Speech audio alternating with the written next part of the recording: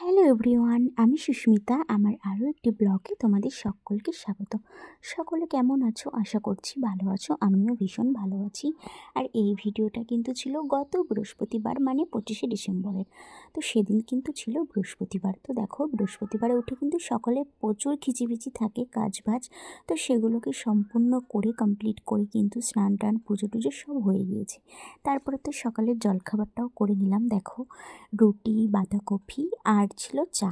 তো সকালের জলখাবার করার পরে এদিকে কিন্তু ব্যাগপত্র গুছিয়ে নিয়েছি, কারণ আমরা যাব বেড়াতে ঠাকুরনগর।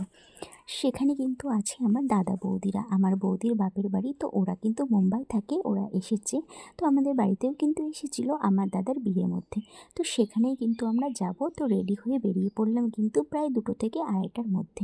এই যে আমার বাবার টোটো করে আমরা চলে যাচ্ছি। আর আমরা কিন্তু গিয়েছিলাম, আমি, আমার বর, ছেলে, আমার ছোটো বৌদি, ছোটদা, এই কয়জন মিলেই গিয়েছিলাম। তো আমাদের মুর্শিদাবাদ স্টেশন থেকে আমরা চলে গিয়েছিলাম কিন্তু লালগোলা।